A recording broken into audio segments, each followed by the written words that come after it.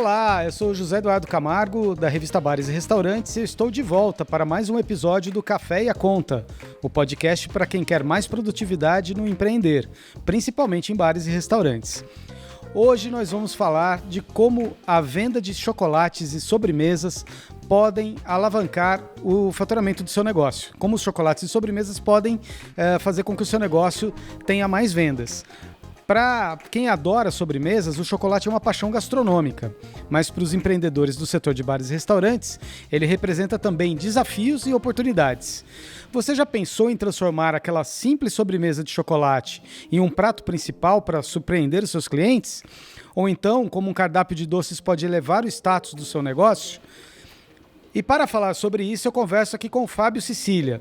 Fábio é chefe de cozinha, chocolatier, sommelier, além de ser gestor da Galdens Chocolate, empresa de produção de chocolates de alta qualidade com ingredientes amazônicos. O Fábio fala diretamente de Belém e, além disso, o Fábio é um amigo e diretor da Abrazel no Pará. Fábio, muito obrigado por você topar, combinar com a gente e topar dividir a sua experiência e o seu conhecimento aqui no Café e a Conta.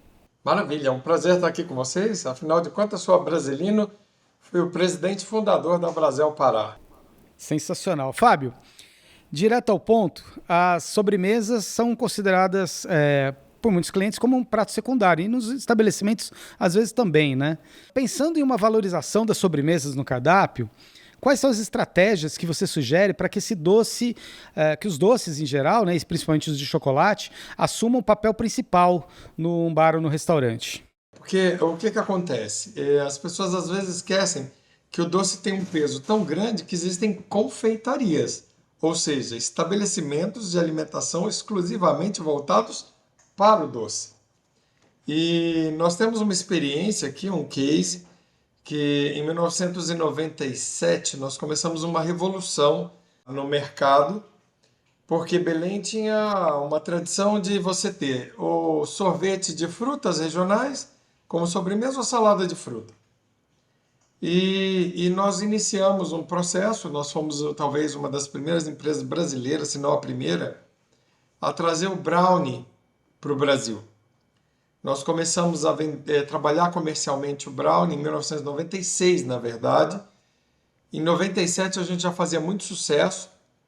E para você ter uma ideia do peso da sobremesa, que acontecia de alguns clientes jantarem em outros restaurantes e vir comer a sobremesa aqui.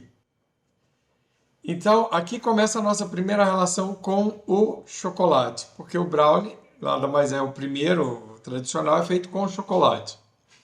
Quando foi em 2003 que eu me formo em gastronomia na Europa, eu me toco que eu estava na terra do cacau, onde ele é autóctone, nativo da Amazônia. Ele é uma fruta que não existia nem na África, nem na Ásia, nem na Bahia, para você ter uma ideia. E eu disse, poxa, hoje o mundo conhece o chocolate pela Suíça, pela França, Itália, agora a Bélgica, na época quem era referência era a Suíça, e ninguém estava fazendo chocolate na terra do cacau, matéria-prima do chocolate. E eu abro uma indústria em 2004 e qualifico ainda mais as nossas sobremesas à base de chocolate. E isso se torna uma referência local. Hoje, nós temos a própria loja de chocolate, mas isso tem um impacto muito grande, porque o cacau ele pode estar presente tanto no prato principal, na entrada, como na sobremesa. Mas, indiscutivelmente, o chocolate tem um apelo muito maior como doce. E é um equívoco achar que a sobremesa é secundária. Porque se você está vendendo pouco, é porque você precisa melhorar a sobremesa. Porque, como eu falei lá no começo, nós fazemos com que clientes deixassem outros restaurantes para virem comer a sobremesa aqui. E isso é aquele clássico de vendas, é o upsale, o cross-sale, você vai associando. Então, quando você já vai servir entrada e prato principal, você já está fazendo o cross-sale, né? O cruzamento. Você não é uma pessoa que chega e só come o prato principal, você já oferece uma entrada. Ofereceu a entradinha, você oferece o prato principal. A Europa já está tão evoluída que lá você come a entrada, primeiro prato, segundo prato, contorno, sobremesa. E você não para aí, você vai agregando. Você vai servir um café, o biscoitinho pode ser de chocolate. Entende? Então, o chocolate ele tem um apelo muito grande porque é uma das iguarias mais apreciadas para doces. Algumas pessoas gostam de frutas, mas fruta com chocolate também fica um espetáculo. Isso vai agregar. Você pode fazer isso tanto de forma a ser uma composição da venda, como você pode aumentar a venda com isso. Preparar sobremesas maiores para ser compartilhada em grupo, né, que é o famoso upsell. Muitas desses fast foods tem aquela história, você vai comprar um refrigerante de 300 e te oferece de 500. Você pode fazer a mesma brincadeira com a sobremesa. Sobremesa para um, sobremesa para 5, sobremesa para 10. Então aqui nós temos o brownie individual, nós temos o brownie duplo para uma pessoa comer, que é mais gulosa, ou ela pode dividir. E tem inclusive o nosso Brownetone, o super, que você já vem e ele atende até 8 pessoas. Geralmente eles acabam usando na hora do aniversário. E a sobremesa já atende a todos os convidados e você aproveita para cantar o parabéns com a própria sobremesa. Pô, muito bacana. Agora, a gente está numa época, né, chegada da Páscoa agora. É possível aumentar o faturamento, incluindo o chocolate no cardápio dessa forma inovadora, Fábio? Você tem algum exemplo, alguma dica que você pode dar, até usando esse componente regional, né? Como é que você recomenda e que dicas você pode dar para quem quer inovar nessa época agora que o chocolate, afinal de contas, está em destaque, né? Sim, a Páscoa ela tem esse apelo de demandar o chocolate. Você pode, desde uma brincadeira de fazer uma forminha de ovo ou de coelhinho, uma sobremesa, mesmo que não seja de chocolate, o que eu não aconselho, porque na Páscoa tem essa demanda muito grande. Como você pode agregar essas sobremesas algo para levar, porque a pessoa às vezes come a sobremesa, gosta tanto e quer levar. E você ter aí um ovinho de Páscoa, meio ovo de Páscoa recheado, com as suas frutas e uma ganache de chocolate, que pode ser branco, pode ser ao leite, pode ser intenso. Tem opções diets que você pode fazer com chocolate também. Hoje a Galdens tem uns sabores de chocolate que estão fazendo muito sucesso. É feito com bacuri, o outro é feito com cupuaçu, o outro é feito com açaí, o próprio chocolate. Então, dali você pode criar receitas incríveis utilizando chocolates com sabores regionais ou mesmo introduzindo um doce de fruta. E se você não tem essa nossa regionalidade, mas quer utilizar a sua própria regionalidade, a jabuticaba para quem está aí por Minas, São Paulo, e você pode ir brincando. Eu já vi chocolate com sabor de pamonha. É uma delícia. Então você pode brincar à vontade. O chocolate é mais versátil do que se pensa. E hoje, com o nosso acesso muito fácil à informação, hoje você abre um YouTube, um Instagram, você tem acesso a tantas informações e depois no Google você complementa para ter certeza do que você pode compor. Então a criatividade não tem mais limite. A gente está numa fase que vai ser difícil você encontrar o teto de limite do que você pode fazer. Nessa Páscoa agora a gente está fazendo o tiramisu, colocando numa conchinha de chocolate. Aí vem o creme embaixo com os biscoitos, e você derrama o café na conchinha de chocolate, ela derrete, vai para dentro do creme e você compõe e fica um espetáculo.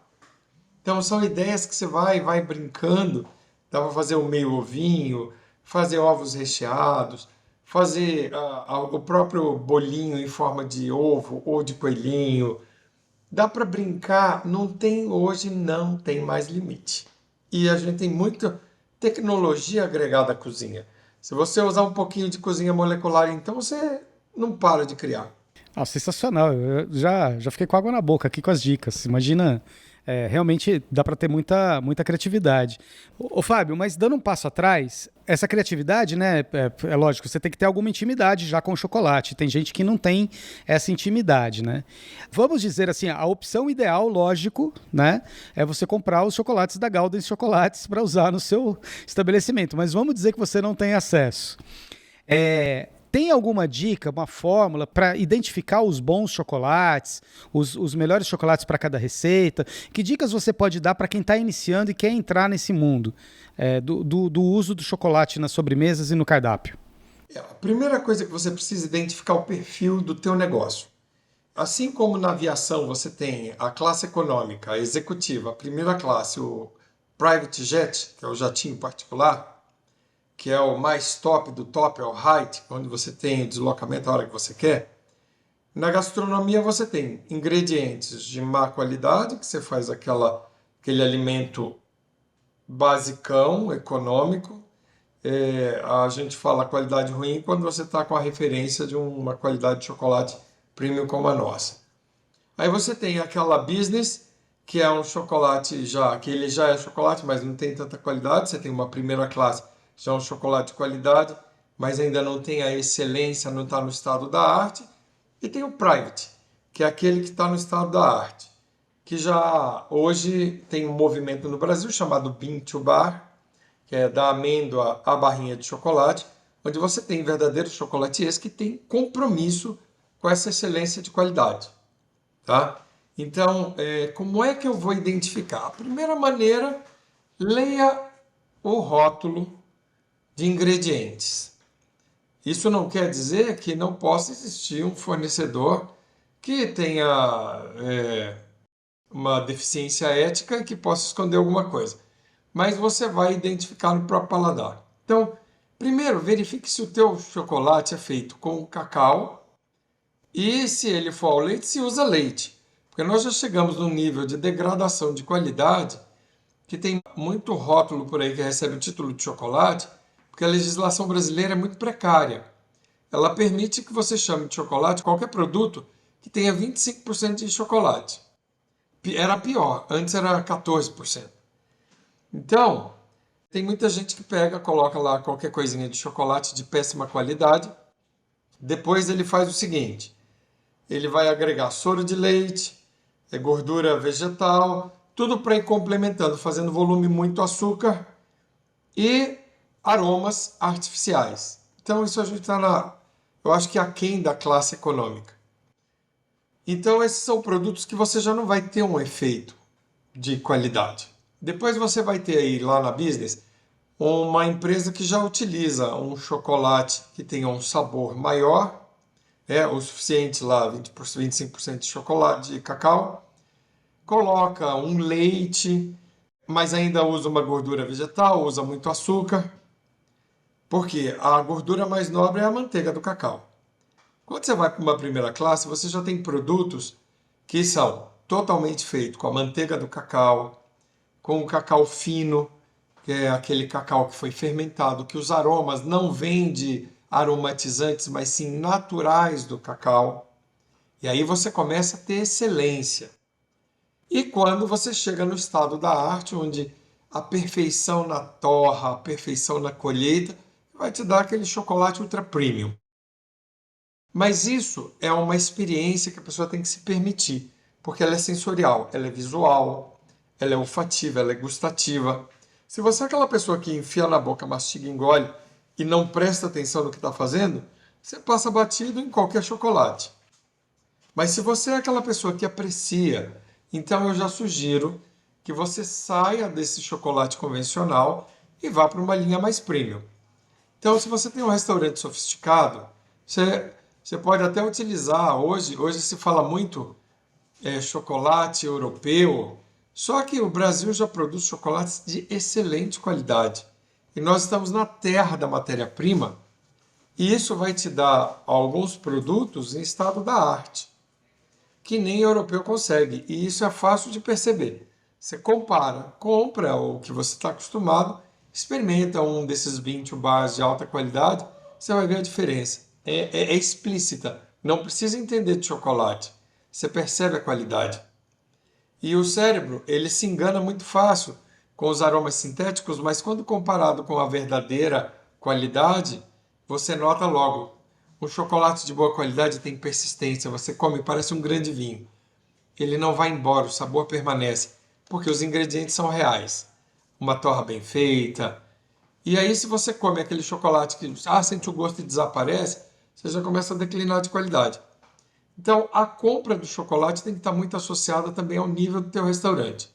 Um restaurante popular não vai conseguir pagar o preço que é necessário para um chocolate de alta qualidade, você vai utilizar um chocolate simples. Mas na Páscoa há demanda, então pegue o simples. Eu tenho um restaurante mediano, vou para um chocolate de qualidade boa, um chocolate de verdade pelo menos, e que não tenha talvez toda essa precisão, talvez não use um cacau fino, mas já me dá uma qualidade. E se você realmente está na linha premium, você não tem como escapar. Não dá para ficar utilizando chocolate de má qualidade, porque você vai se queimar. Porque um cliente que se predispõe a pagar mais, ele vai querer esse resultado.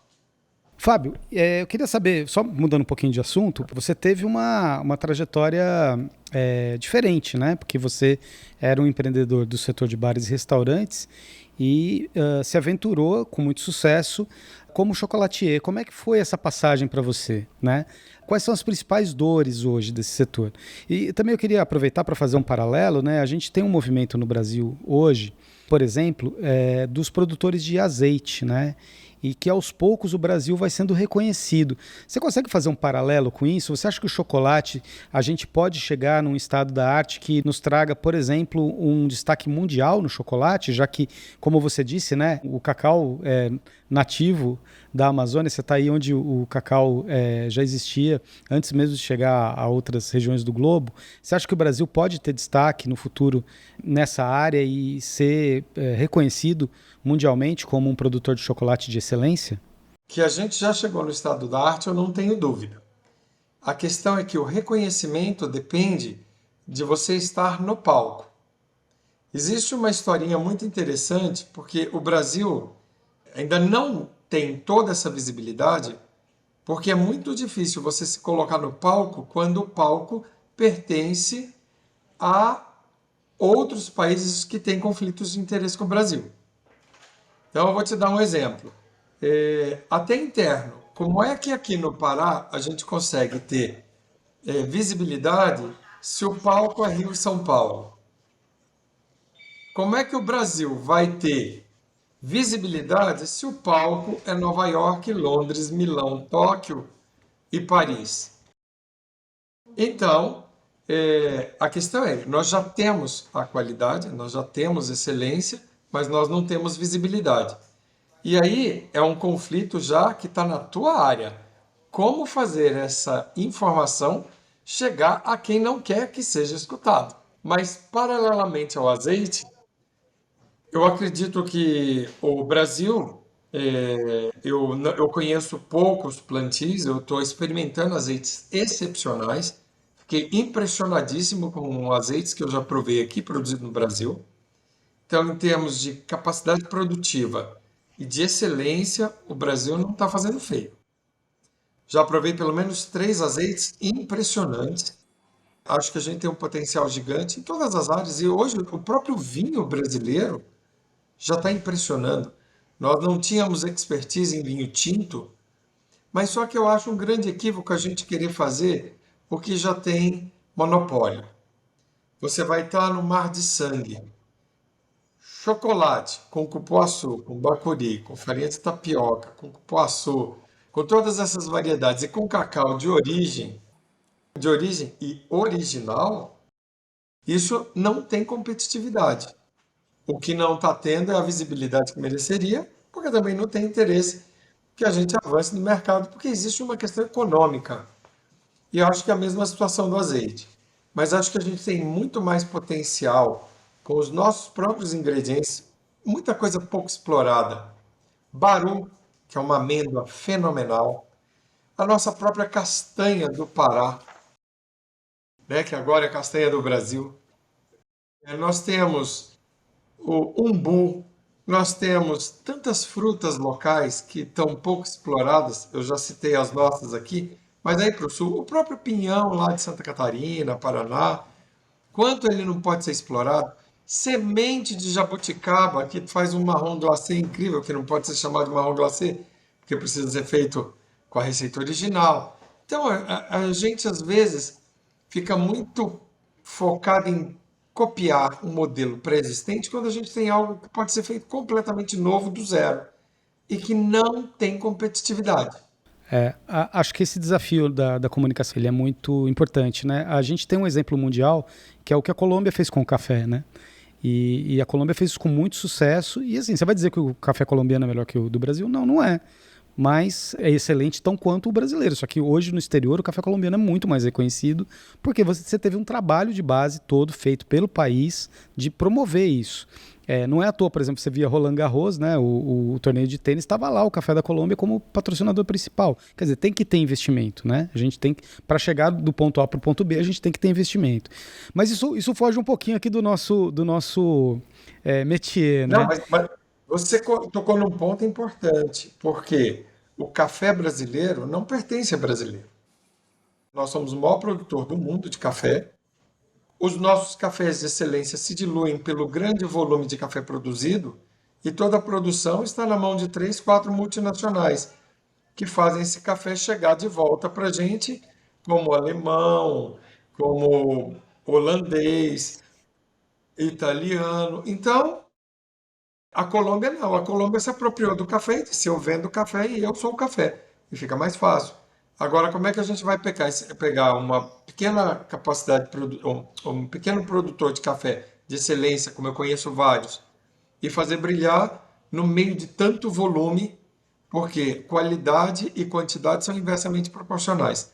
E isso penaliza chocolate. Por que o nosso chocolate é mal falado?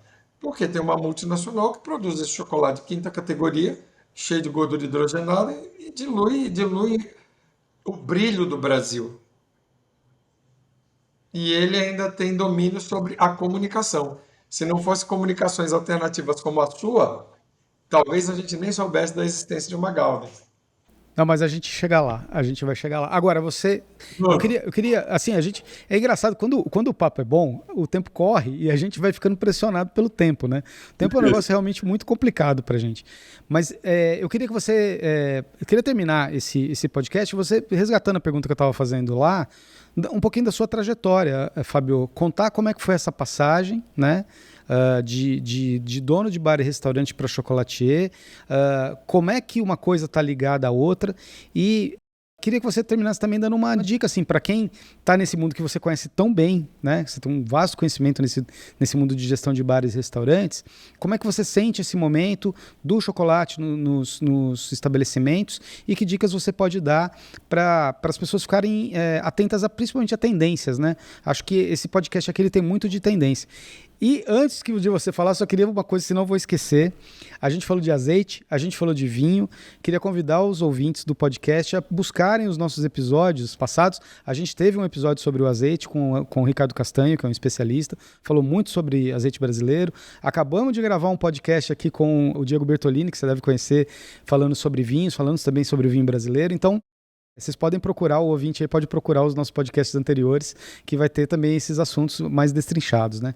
Mas, Fábio, retomando então, eu queria que você fizesse esse apanhado, assim, de como foi essa sua trajetória e que dica você pode dar para a dona de bar e restaurante nesse momento, para se ligar nessas tendências envolvendo, claro, o chocolate. Eu diria que talvez não exista uma transição, mas sim uma especialização.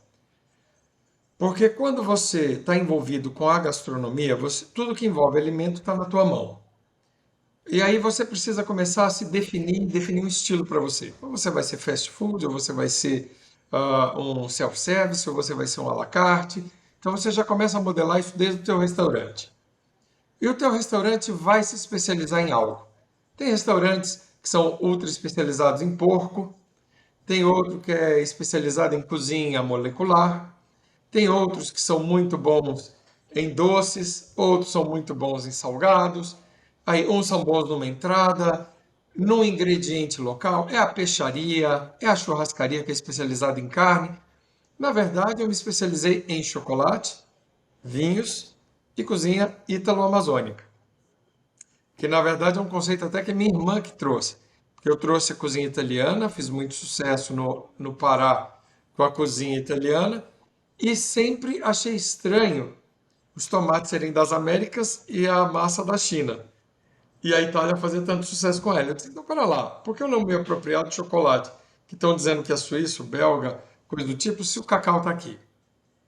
Então, eu disse, eu vou me apropriar de algo que eu dominava, porque eu já tinha conhecimento, mas não o suficiente. Você tem que se especializar. Se você vai ter um restaurante, você pode ter um restaurante que a base seja azeite. Todos os pratos levam azeite. Eu tenho chocolate com azeite.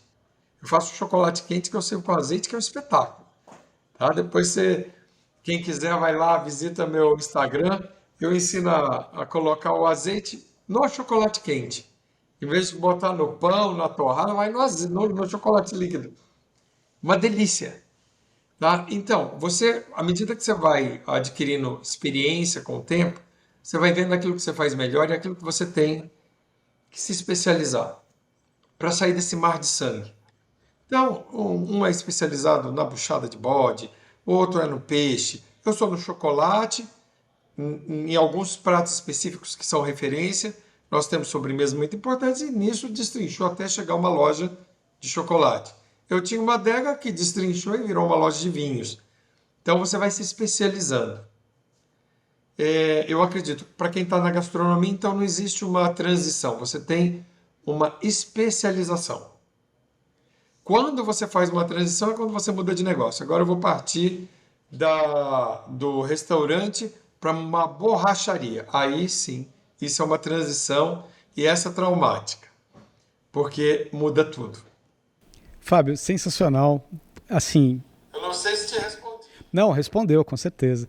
E queria lembrar os ouvintes também que depois a gente vai colocar na descrição do podcast, né, os contatos, o Instagram que você falou, essa coisa do chocolate com azeite, eu quero ver, eu vou lá agora, vou desligar aqui e vou lá ver, porque é muito interessante. E acho também, Fábio, já fica o convite para a gente gravar um segundo podcast sobre essa história da cozinha italiana amazônica. Eu quero muito conhecer essa história, eu acho que os ouvintes também vão ficar curiosos para conhecer essa trajetória. Mas, bom... Porque é curioso. Steak ao poivre ser francês, ó, steak ao poivre ser francês, se a pimenta do reino sai do Pará. Palmito é amazônico, sai daqui do Pará. Sai do Nordeste, palmito de pupunha. Então, gente, é uma coisa aí que não tá batendo. A coisa não fecha. Mas a gente vai guardar isso aí como spoiler para o próximo episódio. Vamos gravar um próximo episódio com você falando disso. Queria te agradecer demais de estar aqui com a gente, de poder trocar essa experiência e convidar as pessoas a conhecerem, né, o seu trabalho e ter certeza que vão descobrir um universo aí muito instigante, né? E principalmente nessa época que a gente está com o chocolate na ponta da língua sem trocadilho, né? Então, muito obrigado, Fábio, por você estar aqui com a gente, trocar essa experiência, falar de todo esse conteúdo que você tem sobre o chocolate e espero você numa próxima aqui com a gente. Vai ser uma honra. Tudo de bom.